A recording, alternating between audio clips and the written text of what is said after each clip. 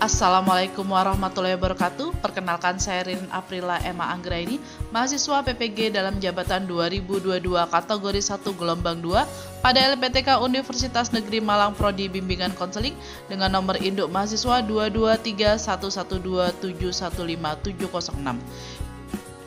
Ini adalah best practice dari serangkaian pelaksanaan PPL terkait pengalaman mengatasi permasalahan peserta didik selama proses pelayanan dengan menggunakan metode STAR, yaitu situasi, tantangan, aksi, refleksi, hasil, dan dampak. Adapun praktik layanan yang saya pilih dalam best practice ini adalah layanan bimbingan klasikal dengan metode problem based learning dengan topik layanan Say No to Bullying. Lokasi pelaksanaan praktik ini yaitu di SMPN 1 Kota Anyar yang dilaksanakan pada hari Selasa 10 Januari 2023 di kelas 8A.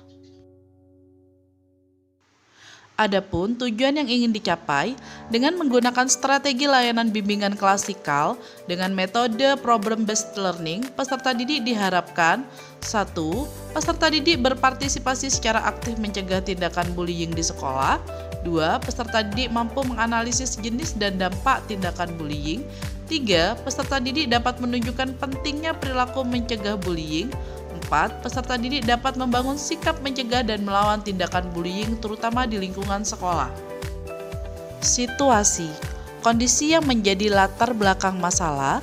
Berdasarkan hasil need assessment, yaitu AKPD teridentifikasi sebanyak 82% dari 40 responden dan hasil wawancara dengan wali kelas, guru mata pelajaran, dan wakil kesiswaan, maka diperoleh data peserta didik belum mampu memahami tentang bullying, bahaya perilaku bullying, serta cara melawan dan mencegah terjadinya tindakan bullying.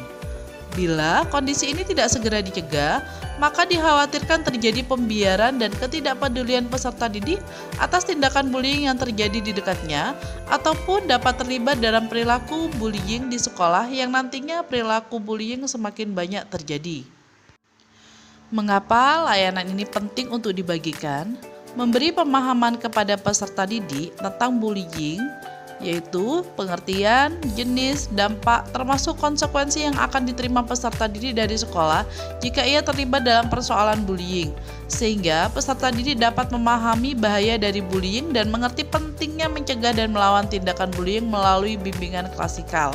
Sebagai tindakan preventif, yaitu upaya untuk mengantisipasi berbagai masalah yang mungkin terjadi dan berupaya untuk mencegah terjadinya perilaku bullying supaya tidak dialami oleh peserta didik.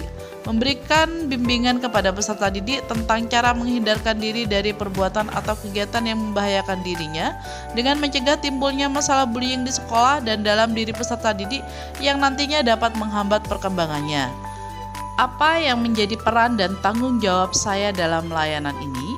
Saya sebagai guru BK menjadi fasilitator bagi peserta didik untuk secara mandiri dan berperan aktif dalam memahami pentingnya mencegah dan melawan perilaku bullying, serta memfasilitasi proses pencarian data pemecahan masalah terbaik untuk mencegah dan menyikapi perilaku bullying melalui berbagai sumber yang kemudian menjadi kesepakatan bersama agar dapat diaplikasikan dalam kehidupan sosial peserta didik terutama di lingkungan sekolah. Tantangan. Apa saja yang menjadi tantangan untuk mencapai tujuan tersebut? Tantangan untuk mencapai tujuan layanan adalah 1. Sarana dan prasarana, di mana ruang kelas yang dalam masa pengecatan sehingga ada sebagian meja yang menumpuk di pojok belakang dan beberapa perlengkapan kelas yang belum terpasang menjadikan ruang kelas kurang rapi. Yang kedua, LCD, di mana tampilan di layar memanjang dan kesulitan untuk merubah menjadi tampilan yang normal, sehingga tampilan media berupa PPT dan video film pendek menjadi tidak maksimal. Tantangan kedua yaitu keberadaan kamera yang menyorot proses pelaksanaan bimbingan klasikal mengganggu fokus peserta didik, memungkinkan peserta didik dalam proses diskusi kurang leluasa dan terkesan menggunakan suara yang berbisik-bisik atau rendah, sehingga proses diskusi antar peserta didik bisa membutuhkan waktu yang lama.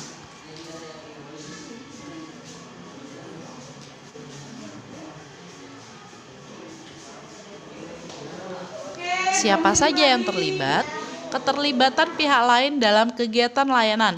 Yang pertama, kepala sekolah dan jajaran dalam pemberian izin keleluasaan menjalankan kegiatan layanan ini. Yang kedua, TU dalam menyediakan sarana dan prasarana. Tiga, teman sejawat, baik wali kelas maupun guru mapel dalam proses penyiapan data need assessment melalui wawancara. Empat, wakil kesiswaan terkait laporan tindakan bullying yang selama ini terjadi dan penanganannya. Yang kelima, peserta didik sebagai penerima dan yang berkegiatan dalam layanan. Aksi. Langkah-langkah apa yang dilakukan untuk menghadapi tantangan tersebut? Langkah-langkah yang dilakukan untuk menghadapi tantangan layanan. Satu, melakukan koordinasi dengan pimpinan seperti kepala sekolah, wakasek, kepala TU berkaitan dengan izin menjalankan layanan dan menggunakan sarana dan prasarana sekolah. 2. Mempersiapkan dan mengecek peralatan media 1 hari sebelum melakukan kegiatan layanan bimbingan klasikal. 3. Bekerja sama dengan wali kelas terkait kehadiran peserta didik saat akan diadakan layanan. 4. Memastikan peserta didik siap mendapatkan layanan. Yang kelima, melakukan koordinasi dengan anggota masing-masing kelompok untuk ketercapaian layanan. Sumber daya yang digunakan dalam pelaksanaan antara lain penggunaan media PowerPoint dan video pendek yang ditayangkan melalui proyektor atau LCD, serta penggunaan Google Form sebagai media distribusi evaluasi hasil yang dibagikan kepada peserta didik via grup WhatsApp kelas.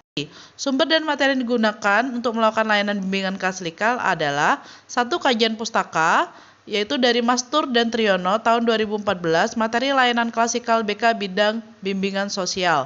Kemudian, buku Saku Stop Bullying yang dikeluarkan oleh Direktorat Sekolah Dasar dan Menengah, Supriyanto MA tahun 2021.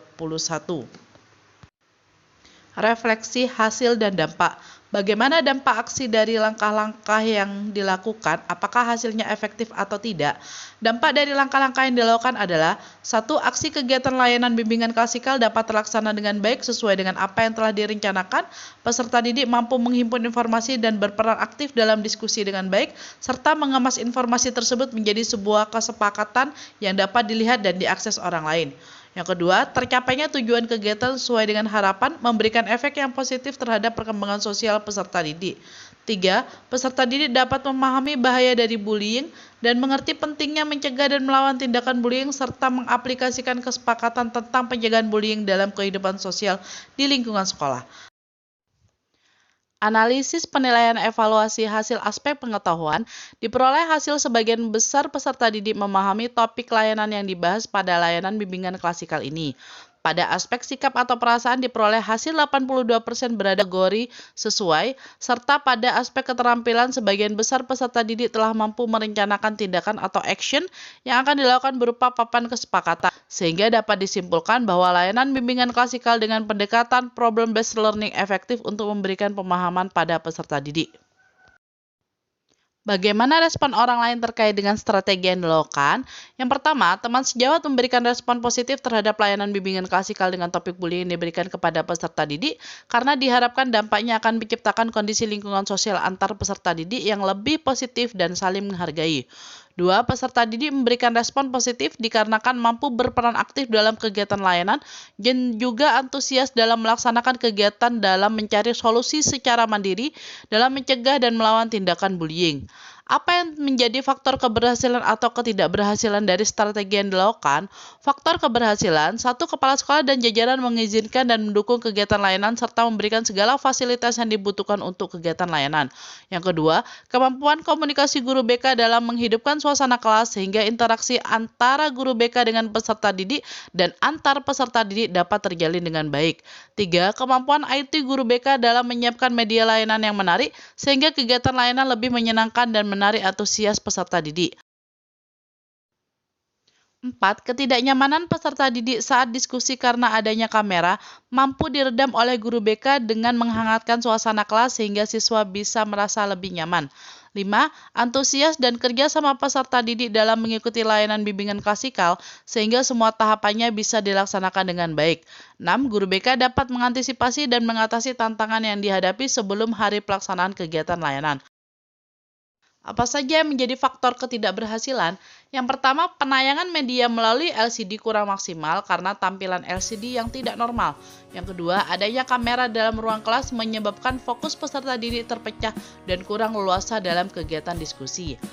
Pembelajaran dari proses tersebut adalah: 1. Dengan adanya proses layanan klasikal menggunakan metode problem based learning ini, ada peningkatan dalam layanan. Pelaksanaan layanan bimbingan klasikal lebih tertib dan lebih terstruktur sehingga pemberian layanan lebih optimal dan berpusat kepada peserta didik. Yang kedua, guru BK mampu menyediakan alat dan merancang media atau bahan lebih kreatif dan inovatif. Yang ketiga, mampu menentukan metode yang tepat sesuai dengan topik dan tujuan dari layanan bimbingan klasikal.